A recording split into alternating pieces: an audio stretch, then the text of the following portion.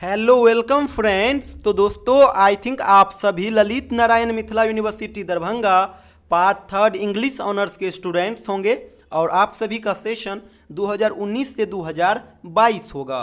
दोस्तों paper 5 and paper 6 इन दो paper के लिए खास करके एक्सप्लेनेशन के ऊपर हम लोगों ने वीडियोस ऑलरेडी बना रखा है और उस वीडियोस के माध्यम से हमने तरह तरह के स्ट्रैटेजी आपके बीच शेयर कर रखा है। तो पेपर 5 एंड पेपर 6 के लिए आप उस स्ट्रैटेजी को जा करके फॉलो करना। वीडियोस का लिंक इस वीडियो के डिस्क्रिप्शन में भी मैं दे दूंगा। आज हम बात करेंगे पेपर 7 के रिगार्डिंग। पेपर 7 में भी दोस्तों हम पोएम सेक्शन के लिए ऑलरेडी वीडियो बना चुके हैं, फिर भी यहाँ पे हम आपको कुछ टिप्स शेयर करेंगे। और ये टिप्स जो है ना, ये जब मैं पिछले 5-6 साल के क्वेश्चन पेपर का एनालिसिस किया वहाँ से निकल के आया और आपके लिए बहुत बड़ा मेजर रोल प्ले कर सकता है ये टिप्स, तो इसलिए आप इसको फॉलो करना। दोस्तों जब हमने पिछले 5-6 साल के क्वेश्चन पेपर का रिव्यू किया तो एक चीज़ हमने पाया कि क्वेश्चन का जो पैटर्न है वो लगभग हर साल सेम ही रहा है। यानी जिस फॉर्मेट में सवाल आ रहा है शुरू से स्टार्ट हुआ उसी को अब तक वो फॉलो करते आ रहा है और ये आपको बहुत मदद पहुंचाएगा अगर इस बार भी अगर वही सेम पैटर्न को अगर वो फॉलो किया तो। पैटर्न क्या है दोस्तों? पैटर्न यही है कि आपको पता होगा पेपर 7 में पहला सवाल में 4 एक्सप्लेनेशन के सवाल आते हैं, ए बी सी और डी। इस प्रकार से 4 एक्सप्लेनेशन के सवाल आते हैं और उस चारों में ए नंबर का जो सवाल होगा, पहला सवाल का जो पहला एक्सप्लेनेशन होगा ए नंबर, ये होगा आपका पोएम सेक्शन से। और सबसे लास्ट का जो सवाल होगा यानी डी नंबर, वो होगा आपका नॉवेल सेक्शन से। ये 2021 का क्वेश्चन पेपर है, मिस प्रिंट किया गया है, यहाँ पे डी होता। तो ए नंबर यानी पहला सवाल का जो पहला सवाल आएगा वो पोएम सेक्शन से और पहला सवाल का जो लास्ट सवाल यानी डी नंबर सवाल आएगा वो आएगा नॉवेल सेक्शन से। और आपको पता है कि आपके सिलेबस में एक ही नॉवेल है। कौन नॉवेल है? द गाइड, जो कि आर.के. नारायण के द्वारा लिखा गया है। तो ये 2 सवाल तो आपको इजीली बन जाएंगे और द गाइड के लिए आपको ज़्यादा कुछ करना ही नहीं होगा। क्या करना होगा? तो जो मैं आपको आंसर के लिए फॉर्मेट बताया हूँ, जस्ट आप वही आंसर फॉर्मेट को अप्लाई करोगे। क्या लिखोगे? These lines have been taken from the famous novel The Guide written by R.K. Narayan, who is known as a great Indian poet, essayist, novelist। इस प्रकार से जो है वो सारा लिख दोगे, उसके ऑक्यूपेशन को भी कुछ ऐड कर दोगे, जो हमें स्ट्रैटेजी बताएं जो बेसिक स्ट्रक्चर होता है वो ऐड करोगे, फिर 2 लाइन छोड़ करके नीचे लिखोगे थ्रू दीज लाइन्स और उस लाइन को फिर से आप रिपीट करोगे। जैसे ये लाइन होगा तो इस सारा लाइन को लिखोगे, इन्वर्टेड कॉमा में लिखोगे, अंडरलाइन करोगे और उसके बाद लिखोगे poet wants to says that. उसके बाद आप द गाइड नॉवेल के समरी को 1.5 पेज तक ले जाओगे। समझिए 8 मार्क्स में से 5 मार्क्स आपको मिल जाएगा। पहला सवाल में क्या होगा? पोएम आएगा और पोएम के लिए आपको पोएम टेक्स्ट को पढ़ना होगा और पोएम कहीं से भी आ सकता है क्योंकि आपके सिलेबस में टोटल 15-16 पोएम है और उस 15-16 पोएम में से किसी भी पोएम से कोई भी लाइन उठा सकता है। तो इसके लिए आप हर पोएम को बिल्कुल मत पढ़ना। वीडियोस के माध्यम से जो मैं आपको पोएम गेस करके दिया हूँ उसी पोएम को आप कवर करिएगा, वहीं से सवाल आ जाएगा। यानी 2 सवाल आपका इजीली बन जाएगा। कौन? पहला ए नंबर वाला और दूसरा जो है वो डी नंबर वाला। ये 2 सवाल इजीली बन जाएगा। पहला सवाल होगा आपका पोएम से और डी वाला लास्ट सवाल होगा आपका नॉवेल द गाइड से। उसके बाद बी और सी यानी दूसरा और तीसरा जो सवाल होगा दोस्तों वो होगा आपका स्टोरी सेक्शन से और एस्से सेक्शन से। और उसमें भी मैं आपको बता दूं एस्से सेक्शन से जो सवाल आएगा उसमें आपको एजुकेशन रिगार्डिंग कुछ टर्म्स मिलेंगे और उस टर्म्स के अकॉर्डिंग आप डायरेक्ट आइडेंटिफाई कर लोगे कि ये कहाँ से लिया गया है। जैसे फॉर एग्जांपल आप देख लीजिए बी में, देख लीजिए यहाँ पे एग्जामिनेशन का जिक्र किया गया है क्योंकि दोस्तों आपका जो सिलेबस में जो एस्से 4-5 दिया गया है उस हर एस्से में समझिए एजुकेशन के रिगार्डिंग ही चीज़ों को डिस्कस किया गया है। जैसे कि एजुकेशन फॉर न्यू इंडिया हो गया, उसके बाद साइंस ह्यूमैनिटीज़ हो गया, रिलीजन हो गया। इस प्रकार से जो भी चीज़ है ना वो शिक्षा से संबंधित वहाँ पे टॉपिक दी गई है। तो जो भी सवाल आएगा आपका एस्से सेक्शन से वहाँ पे एजुकेशन रिगार्डिंग आपको टर्म्स मिल जाएंगे। तो यहाँ पे भी दिक्कत नहीं होगा। आप क्या लिखोगे? These lines has been taken from the famous essay, और जो एस्से का नाम है वो एस्से लिख दोगे। और अगर राइटर को पास राइटर के बारे में जानते हो तो राइटर के बारे में डीप कर दो, लिख दो। और उसके बाद थ्रू दीज लाइन्स लिखोगे।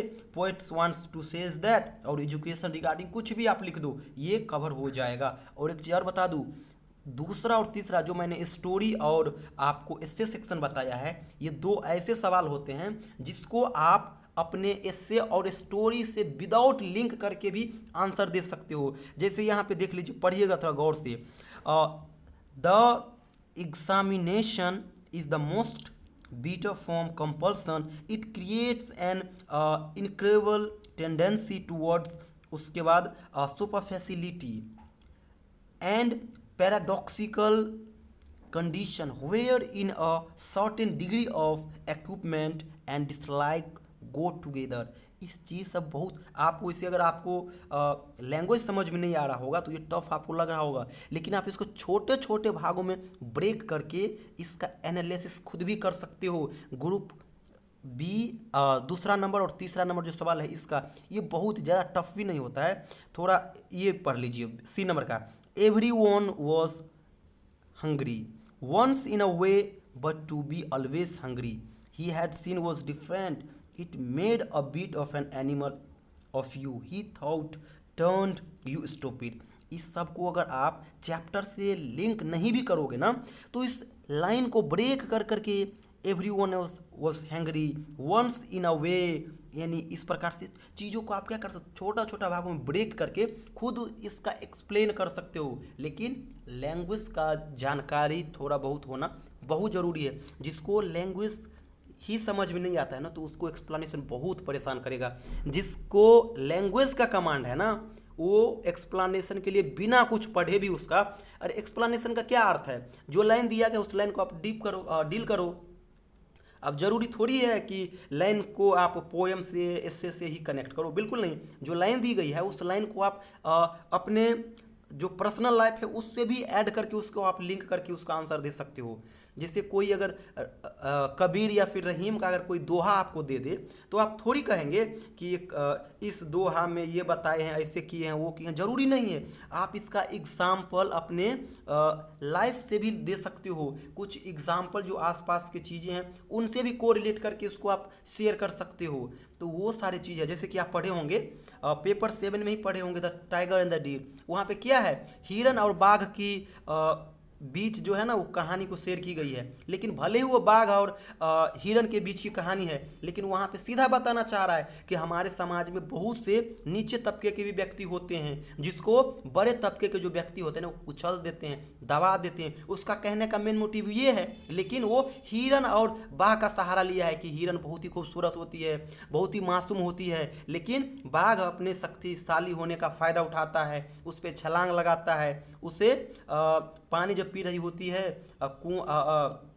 झाड़ी के आसपास, बीड छाया के आसपास, तो वहाँ पे जाके उस पर छलांग लगा जाता है, उसको मार देता है, खा जाता है, यानी अपने शक्तिशाली होने का फ़ायदा वहाँ पे उठाता है। तो वहाँ पे वो बता रहा है, लेकिन उसका कहने का अर्थ है वो नीचे तबके और बड़े व्यक्ति के बीच की तुलना वहाँ पे कर रहे हैं। तो ज़रूरी नहीं है कि जो लाइन दिया गया उसको आप पोएम या फिर एस्से या नॉवेल या शॉर्ट स्टोरी से ही कनेक्ट करके आंसर दो, बिल्कुल नहीं। अगर आपको लैंग्वेज कमांड में है ना, तो आप दूसरे चीज़ से रिलेट करके भी इसको एक्सप्लेन कर सकते हो विदाउट राइटर, विदाउट टॉपिक का नाम लिए हुए। तो ये चीज़ होती है एक्सप्लेनेशन। इसीलिए लैंग्वेज पे थोड़ा बहुत कमांड होना बहुत ज़रूरी है। जिसको कमांड होगा ना वो एक्सप्लेनेशन के लिए कुछ भी मेहनत नहीं करेगा ना, तो लाइन को छोटे छोटे पार्ट में ब्रेक कर लेगा। जैसे यहाँ पे जैसे छोटा छोटा कॉमा दिया गया है, तो यहाँ इसके चीज़ को वो दूसरे से रिलेट कर देगा कि everyone was hungry once in a way but to be always hungry. तो इस छोटे छोटे भाग में क्या करेंगे, उसको ब्रेक करके मीनिंग निकालेंगे, एग्जाम्पल देंगे और उसको लिख देंगे, हो गया। तो यही है, हमको बताना था कि पहला सवाल जो होगा ये पोएम सेक्शन से होगा, लास्ट का यानी डी नंबर का जो सवाल होगा वो नॉवेल से होगा, द गाइड नॉवेल से, और बी और सी जो हो गया ये दोनों में से एक रहेगा आपका शॉर्ट स्टोरी से, एक रहेगा एस्से से। जो सवाल एस्से से होगा उसमें एजुकेशन रिगार्डिंग टर्म्स आपको देखने को मिल जाएगा। इसलिए जो भी मैं एस्से दिया हूँ उस एस्से को आप पढ़िएगा, उस एस्से के समरी से ही कुछ ना कुछ आपको कीवर्ड्स मिल जाएंगे एक्सप्लेनेशन के सवाल में, इसलिए इसको इग्नोर बिल्कुल मत करना। जो मैं समरी दिया हूँ उसको पढ़िएगा, समरी से कुछ ना कुछ कीवर्ड्स आपको जरूर मिल जाएगा और वो आपको हेल्प करेगा एक्सप्लेनेशन के सवालों को सॉल्व करने में। और इसके लिए थोड़ा मेहनत जरूर करना, क्योंकि 100 मार्क्स में से 32 मार्क्स केवल एक्सप्लेनेशन कवर करता है, इसीलिए। और वैसे देखो तो समझिए 3 सवाल आपका इजीली बन जाएगा। Poem section, the guide section जो नॉवेल हो गया वो, और एसे सेक्शन, क्योंकि यहाँ पे कोई दिक्कत वाली बात नहीं है। जब आप नॉवेल ही पढ़ोगे ना, थोड़ा नॉवेल को थोड़ा ढंग से पढ़ना, अरे बहुत सारे वर्ड्स आपको मिल जाएंगे जिससे कि डायरेक्टली आप आइडेंटिफाई कर लोगे कि ये नॉवेल का है। यहाँ पे तो जैसे पढ़ोगे ना, तो हमको तो लाइन बाय लाइन कुछ ना कुछ वर्ड्स मिल जा रहा है। वो सारा चीज़ आपको जब समरी ढंग से पढ़ना, हम जो आपको कंटेंट दिए हैं PDF कंटेंट, उनसे आप समरी को पढ़ना। हर चीज़ को हम वहाँ पे डिस्कस किए हुए हैं। जब आप पढ़ोगे ना तो कुछ ना कुछ आपको कीवर्ड्स जरूर मिल जाएंगे। वैसे दोस्तों एक्सप्लेनेशन के लिए 2-3 वीडियो हम अभी और बनाएंगे, आप लोग पढ़ते रहिए। थैंक यू सो मच दोस्तों।